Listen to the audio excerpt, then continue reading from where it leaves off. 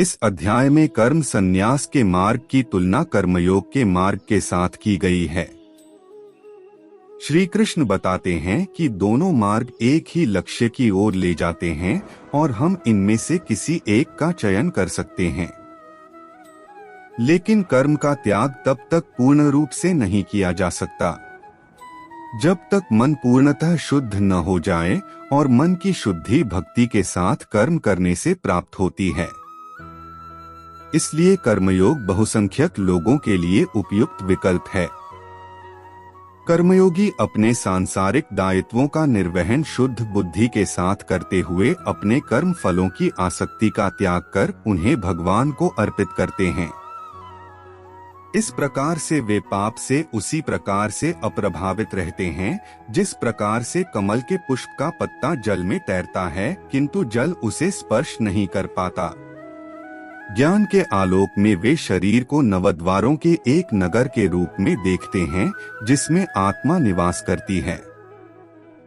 इसलिए वे न तो स्वयं को कर्म का कर्ता और न ही कर्म का भोक्ता मानते हैं।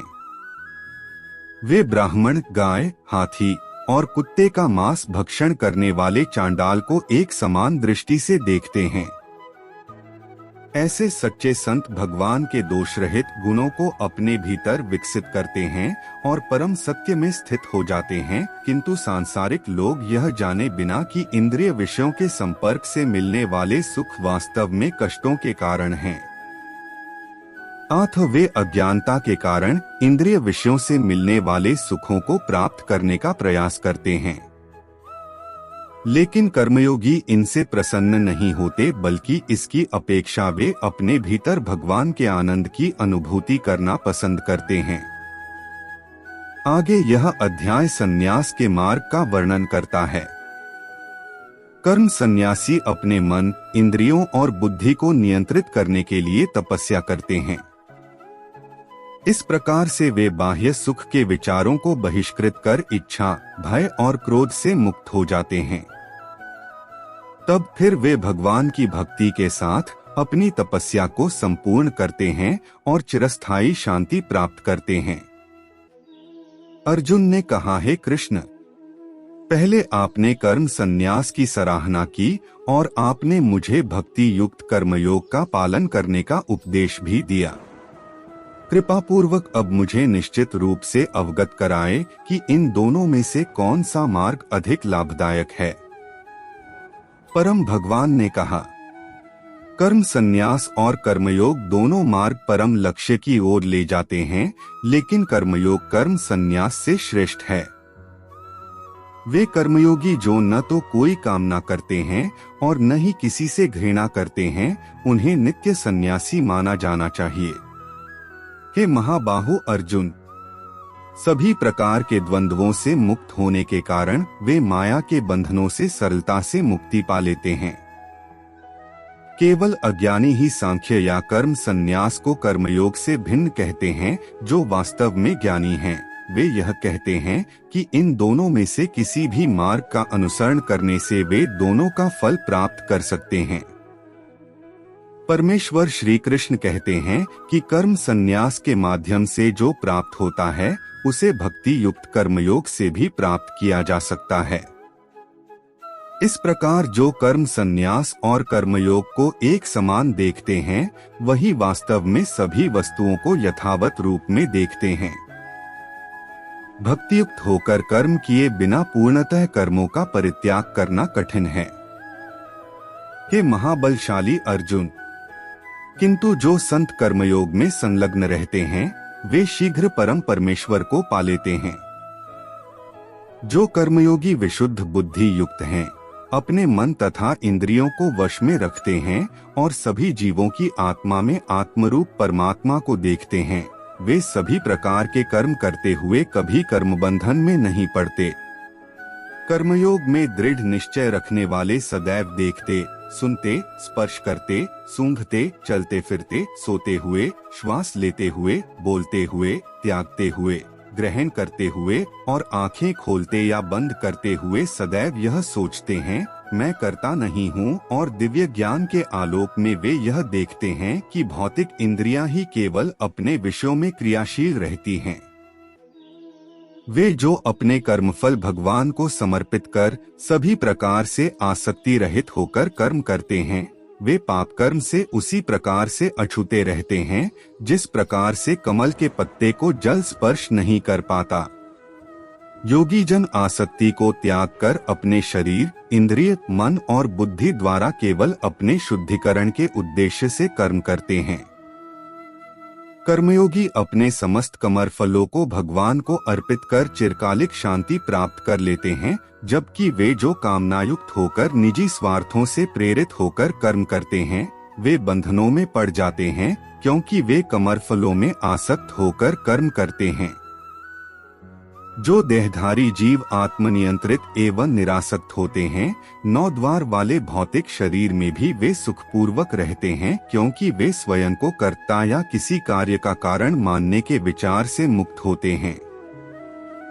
न तो कर्तापन का बोध और न ही कर्मों की प्रवृत्ति भगवान से प्राप्त होती है, तथा न ही वे कर्मों के फल का सृजन करते हैं। यह सब प्रकृति के गुणों से सृजित होते हैं। सर्वव्यापी परमात्मा किसी के पापमय कर्मों या पुण्य कर्मों में स्वयं को लिप्त नहीं करते, किंतु जीवात्माएं मोहग्रस्त रहती हैं, क्योंकि उनका वास्तविक आत्मिक ज्ञान अज्ञान से आच्छादित रहता है। किंतु जिनकी आत्मा का अज्ञान दिव्य ज्ञान से विनष्ट हो जाता है, उस ज्ञान से परम तत्व का प्रकाश उसी प्रकार से प्रकाशित हो जाता है जैसे दिन में सूर्य के प्रकाश से सभी वस्तुएं प्रकाशित हो जाती हैं। वे जिनकी बुद्धि भगवान में स्थिर हो जाती है और जो भगवान में सच्ची श्रद्धा रखकर उन्हें परम लक्ष्य मानकर उनमें पूर्णतया तल्लीन हो जाते हैं, वे मनुष्य शीघ्र ऐसी अवस्था में पहुंच जाते हैं जहां से फिर कभी वापस नहीं आते और उनके सभी पाप ज्ञान के प्रकाश से मिट जाते हैं। सच्चे ज्ञानी महापुरुष एक ब्राह्मण, गाय, हाथी, कुत्ते और चांडाल को अपने दिव्य ज्ञान के चक्षुओं द्वारा समदृष्टि से देखते हैं। वे जिनका मन समदृष्टि में स्थित हो जाता है, वे इसी जीवन में जन्म और मरण के चक्र से मुक्ति पा लेते हैं। वे भगवान के समान दोष रहित गुणों से संपन्न हो जाते हैं और परम सत्य में स्थित हो जाते हैं।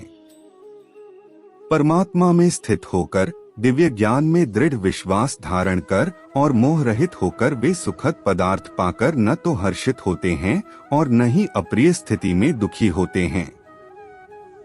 जो बाह्य इंद्रिय सुखों में आसक्त नहीं होते, वे आत्मिक परम आनंद की अनुभूति करते हैं। भगवान के साथ एकनिष्ठ होने के कारण वे असीम सुख भोगते हैं।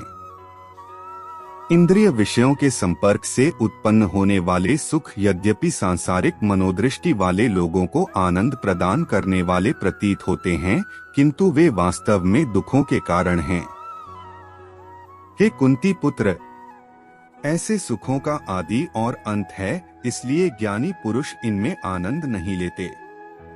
वे मनुष्य ही योगी हैं जो शरीर को त्यागने से पूर्व कामनाओं और क्रोध के वेग को रोकने में समर्थ होते हैं। केवल वही संसार में सुखी रहते हैं। जो अंतर्मुखी होकर सुख का अनुभव करते हैं, वे भगवान को प्रसन्न करने में ही आनंद पाते हैं और आत्मिक प्रकाश से प्रकाशित रहते हैं। ऐसे योगी भगवान में एकीकृत हो जाते हैं और भौतिक जीवन से मुक्त हो जाते हैं। आंतरिक प्रकाश दिव्य ज्ञान है जो भगवान की कृपा द्वारा हमारे भीतर अनुभूति के रूप में तब प्रकट होता है जब हम भगवान के शरणागत हो जाते हैं। वे पवित्र मनुष्य जिनके पाप धुल जाते हैं और जिनके संशय मिट जाते हैं और जिनका मन संयमित होता है, वे सभी प्राणियों के कल्याणार्थ समर्पित हो जाते हैं तथा वे भगवान को पा लेते हैं और सांसारिक बंधनों से भी मुक्त हो जाते हैं। ऐसे सन्यासी भी जो सतत प्रयास से क्रोध और काम वासनाओं पर विजय पा लेते हैं एवं जो अपने मन को वश में कर आत्मलीन हो जाते हैं, वे इस जन्म में और परलोक में भी माया शक्ति के बंधनों से मुक्त हो जाते हैं।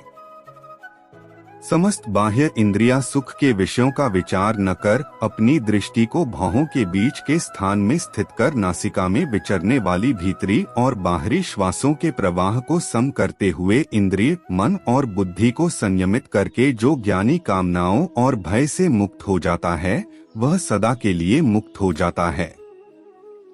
जो भक्त मुझे समस्त यज्ञों और तपस्याओं का भोक्ता, समस्त लोकों का परम भगवान और सभी प्राणियों का सच्चा हितैषी समझते हैं, वे परम शांति प्राप्त करते हैं।